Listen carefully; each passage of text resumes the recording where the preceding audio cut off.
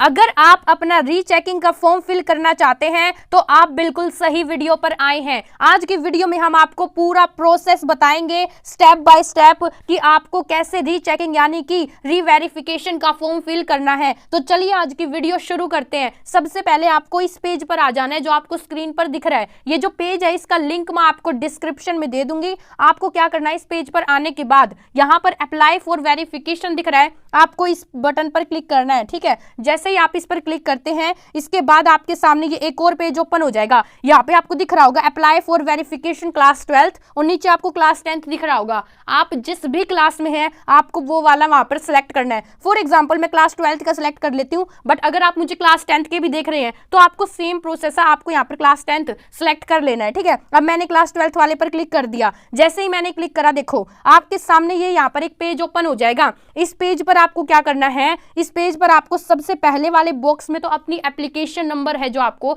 वो डालना है। अगर आपके पास आपका एप्लीकेशन नंबर नहीं है और आप भूल गए हैं तो इस वीडियो को लास्ट तक देखिए, क्योंकि हम बताएंगे आपको कि जो आपका एप्लीकेशन नंबर है अगर आप भूल गए हैं तो आप उसको कैसे निकाल सकते हैं। इसके बाद आपको सेकंड बॉक्स में आपका रोल नंबर डालना है। इसके बाद नीचे वाले बॉक्स में आपको आपका स्कूल नंबर डालना है। एक और बात बता दूं, अगर आप प्राइवेट स्टूडेंट हैं तो जो प्राइवेट स्टूडेंट है उनको यहाँ पर 5 बार नो डालना है। जी हाँ, आप सही सुन रहे हैं। अगर आपको नहीं पता प्राइवेट स्टूडेंट कौन होते हैं तो आपको बता दूं, जो बच्चे ओपन से लेते हैं, मतलब कि एग्जाम देने के लिए वो स्कूल में जाते हैं, वैसे वो घर पर ही पढ़ाई करते हैं, वो बच्चे प्राइवेट के हैं और उन बच्चों को यहाँ पर 5 बार नो डालना है। और जो रेगुलर बच्चे हैं तुम अपना भैया स्कूल नंबर यहाँ पर डालो, तुम्हारे एडमिट कार्ड में दी गई है ये सभी डिटेल्स। इसके बाद तुम्हें अपना सेंटर नंबर डालना है और लास्ट में तुम्हें यहाँ पर प्रोसीड पर क्लिक करना है। जैसे ही तुम इस पर क्लिक करोगे तो अभी मैं भी यहाँ पर एक बच्चे की इन्फॉर्मेशन डाल रही हूँ, बट फॉर प्राइवेसी मैं इसको हाइड कर रही हूँ। इसके बाद देखते हैं प्रोसीड पर क्लिक करते ही क्या आता है।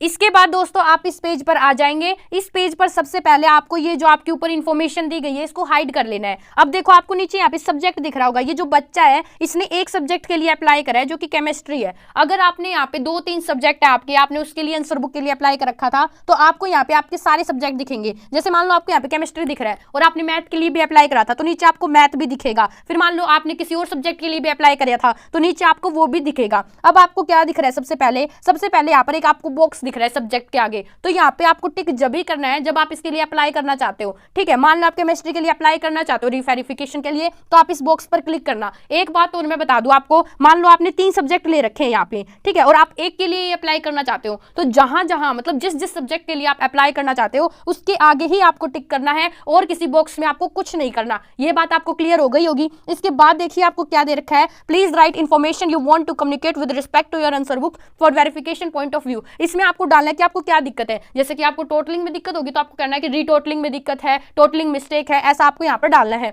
उसके बाद आपको यहाँ पे कैंडिडेट एड्रेस डालना है, मतलब जो आपका एड्रेस है वो आप यहाँ पर डालिए। इसके बाद आप अपना पिन कोड डालिए और यहाँ पर आप अपनी स्टेट जहाँ के भी हैं आप वो सिलेक्ट कर सकते हैं। फॉर एग्जाम्पल आप हरियाणा के हैं, असम के हैं, तो जहाँ कर भी है आप यहाँ पर आपको सिलेक्ट करना है। इसके बाद आपको आपका मोबाइल नंबर डालना है और लास्ट में आपको आपकी ईमेल आईडी डालनी है।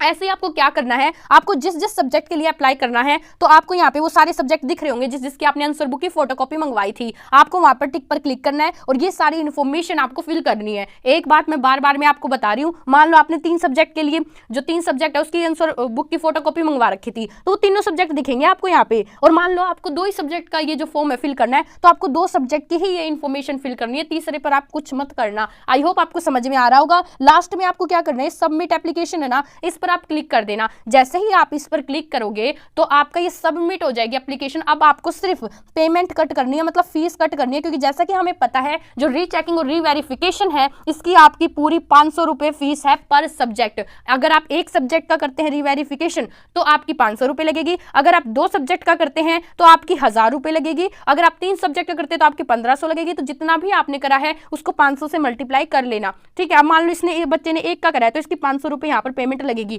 अब इसने ये तो फॉर्म तो फिल कर दिया, यहाँ पे फॉर्म तो सबमिट हो गया। अब इसकी पेमेंट कैसे कट होगी वो मैं आपको बताऊंगी, तो चलिए वो बात जानते हैं। और जो एप्लीकेशन नंबर है वो भी मैं लास्ट में बताऊंगी, अगर आप भूल गए हैं तो आप उसको कैसे निकाल सकते हैं।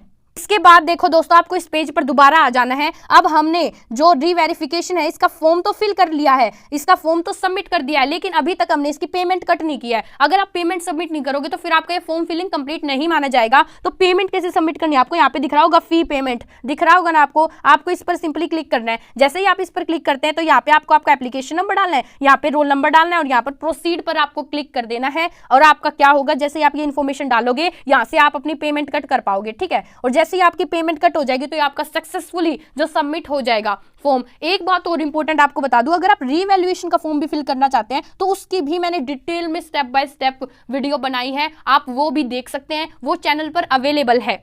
पेमेंट यहाँ पर डालने के बाद आपको क्या करना है, आपको एक बार बैक आना है और बैक आके आपको यहाँ पे ये दिख रहा होगा चेक फी स्टेटस। इसका मतलब क्या है कि भैया देखो, अब हमने पेमेंट तो कट कर दी, लेकिन हमें भी तो ये पता चले कि जो हमारा फॉर्म है वो सक्सेसफुली सबमिट हो गया है, मतलब जो पेमेंट है वो सक्सेसफुली कट चुकी है। ये आपको कैसे पता चलेगा, जो चेक फी पे स्टेटस है ना, आपको इस पर क्लिक करना है। जैसे ही आप इस पर क्लिक करेंगे आपके सामने पेज खुल जाएगा, यहाँ पे आप अपना एप्लीकेशन नंबर डालना और प्रोसीड पर क्लिक करना। यहाँ पे अगर आपको ये सक्सेसफुल दिखा रहा है, इसका मतलब आपकी जो पेमेंट है वो डिडक्ट हो चुकी है, वो कट चुकी है और आपका जो फॉर्म है वो सक्सेसफुली जो आपका फिल हो चुका है, ठीक है, सबमिट हो चुका है। अब यहाँ पे आपको है ना, अब मान लो आपने ये सारी चीजें डाल दी, लेकिन आपको पता कैसे चलेगा कि क्या स्टेटस चल रहा है भैया, कि मतलब क्या होगा, तो वो सारी चीजें आपको यहाँ पे दिख रहा होगा एप्लीकेशन स्टेटस वेरिफिकेशन। उसके लिए आपको यहाँ पे क्लिक करना होगा। सारी चीजें जानने के लिए आप यहाँ पर क्लिक करोगे, आपको कुछ नहीं, सिंपली अपना एप्लीकेशन नंबर डालना, रोल नंबर डालना और प्रोसीड पर क्लिक कर देना। यहाँ पर स्टेटस दिखा देगा कि क्या चल रहा है, नंबर बढ़े हैं या नहीं बढ़े, सारी जानकारी आपको यहीं पर मिलेगी। अब मेन बात आती है कि जिन बच्चों को अपना एप्लीकेशन नंबर नहीं पता, वो अपना एप्लीकेशन नंबर भूल गए, तो तुम अभी भी अपना एप्लीकेशन नंबर ढूंढ सकते हो। मैं तुम्हें बताती हूँ, देखो तुम्हें कुछ नहीं करना, यहाँ पे तुम्हें फॉरगॉट एप्लीकेशन नंबर दिख रहा है ना, तुम इस पर क्लिक करना।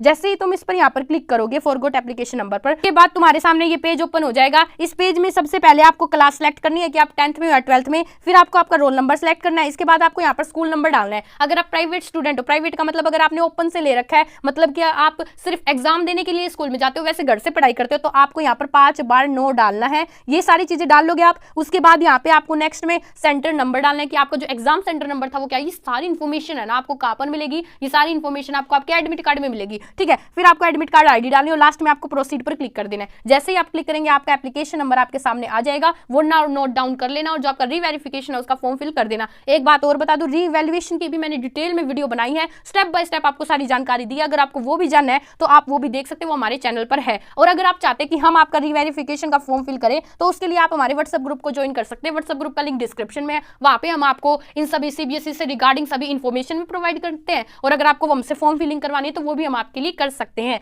ठीक है जी। वीडियो अच्छी लगी तो वीडियो को लाइक करना और चैनल को सब्सक्राइब करना। आज के लिए बस इतना ही। सीबीएसई से रिलेटेड अगर और भी कोई अपडेट आती है आपके लिए तो आपको वो सबसे पहले आपकी दीदी बताएगी। आज के लिए बस इतना ही, धन्यवाद।